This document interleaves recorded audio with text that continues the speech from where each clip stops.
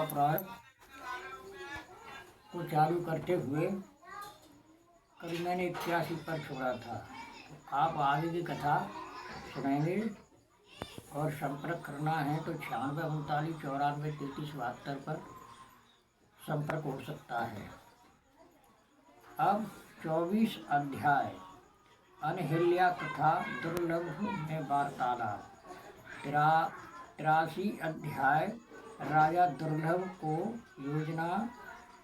84 अध्याय महमूद गजनवी तथा परमार राजा में समझौता। 85 अध्याय पटना में महमूद का आतंक।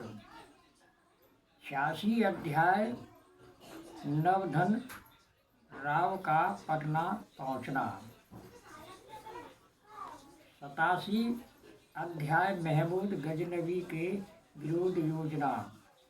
88 अध्याय दुर्लभ देव तथा भास्कर देव में चर्चा। 86 अध्याय भीमदेव तथा चोला का विवाह। 90 अध्याय सारी जनता खवात को रवाना। 91 अध्याय दामोदर मेहता तथा मलेच्छ का युद्ध।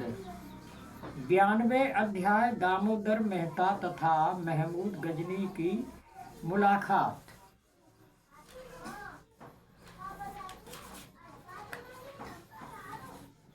93 अध्याय महमूद गजनवी का सोमनाथ मंदिर पर आक्रमण।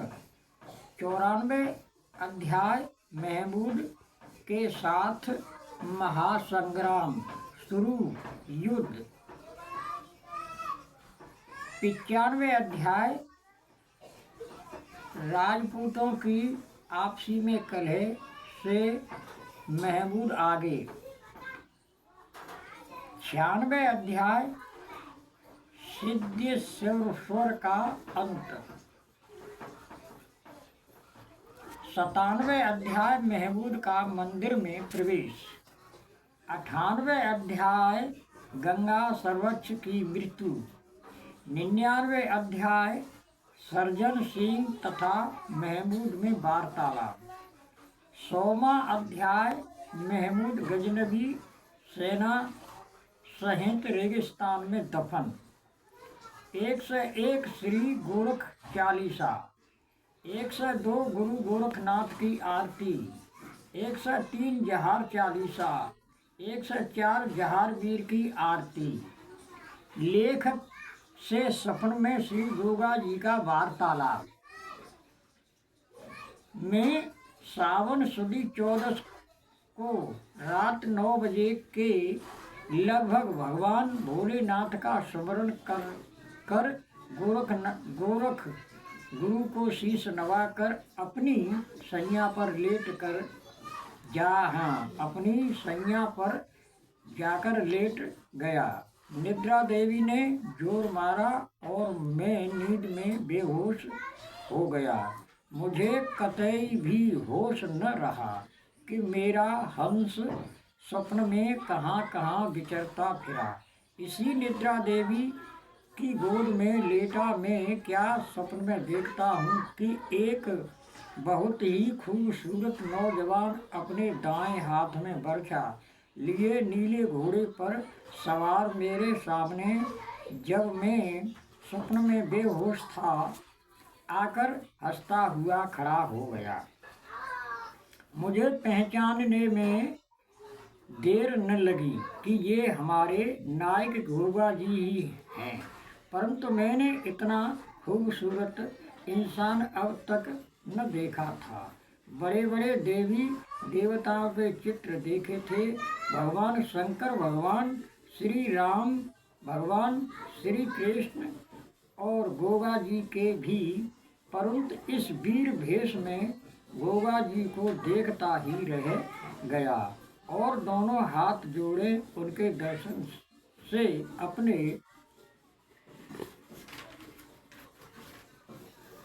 अपने नैन पवित्र करता रहा। अपने मन में सोचता रहा कि असलियत असलियत है और नकल नकल ही, चाहे हमारे उपरोक्त देव इनसे भी अधिक सुंदर रहे हों, मगर उनकी तस्वीरों में असलियत की बराबर मालूम नहीं पड़ती। जैसे जहारवीर आज मैंने प्रत्यक्ष देखे हैं, देखते हैं। इनकी तस्वीरें असल की तुलना में एकदम हेच व फीकी है।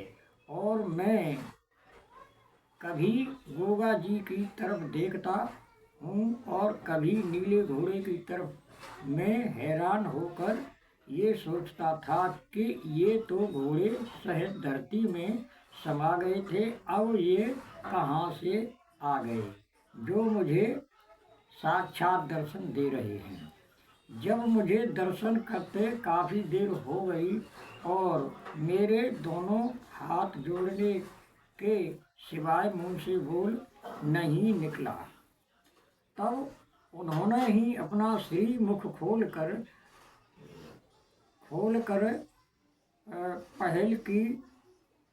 पहले की भक्तवर, मैं तुमसे बहुत प्रसन्न हूँ और बहुत कम समय के लिए तुमसे मिलने ठीक 4 बजे ब्रह्म मुहूर्त में तुम्हारे पास आ गया हूँ।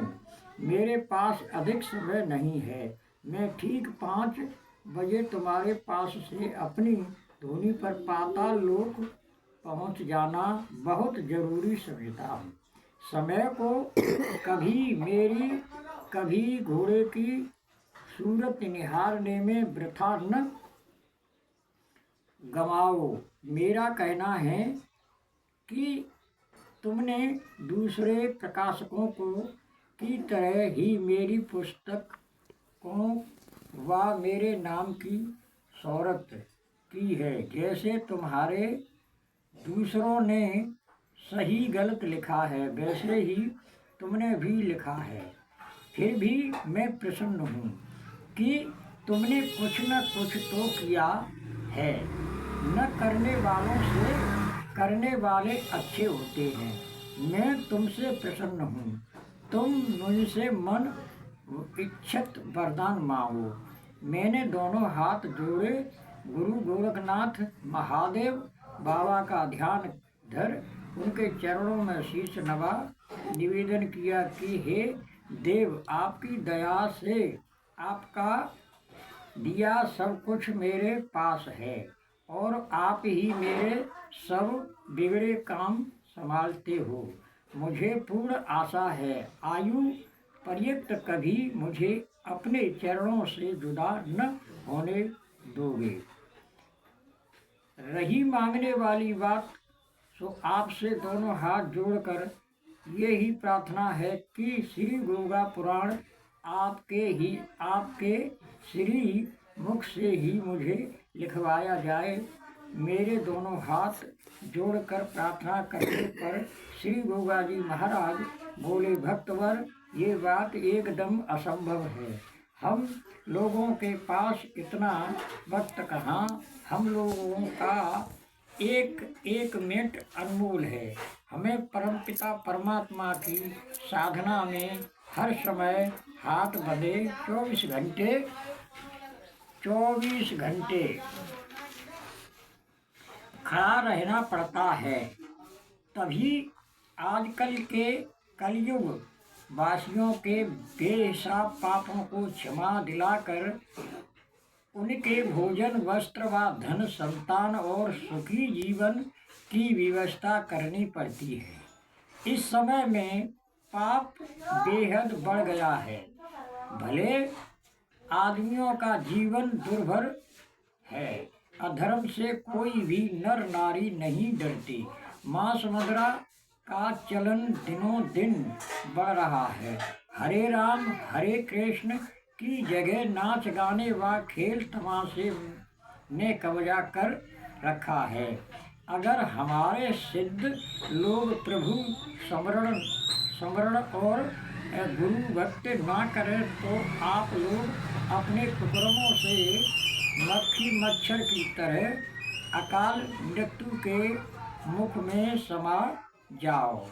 हम लोग भी कहाँ तक अधर्मियों की रक्षा करेंगे। तुम लोगों के पापों से भले लोग त्राहा त्राहा कर रहे हैं। प्रलय का समय बहुत नजदीक है। चंद साधु संत लोग ही बच पाएंगे, बाकी सब काल के कराल गाल में समा जाएंगे। कोई नाम का लेवा और पानी का देवा भी न बच पाएगा। अच्छा भक्त, अब मैं चलता हूँ, मुझे काफी समय हो गया है। तुम गोगा पुराण लिखो, मेरा आशीर्वाद तुम्हारे साथ है। मैंने कहा, देव थोड़ी देर और रुके, मुझे तो ये भी नहीं पता कि आप किस जमाने में हुए। कोई तो 11वीं शताब्दी, कोई 10वीं शताब्दी, कोई अकबर बादशाह का समय, कोई पृथ्वीराज चौहान का समय लिखता है, कोई आपका मुसलमान हो गए लिखता है, तो कोई हजरत का चेला। जितने मुँह उतनी ही बातें हैं। कृपा कर मुझे कुछ तो आधार मिलना ही चाहिए।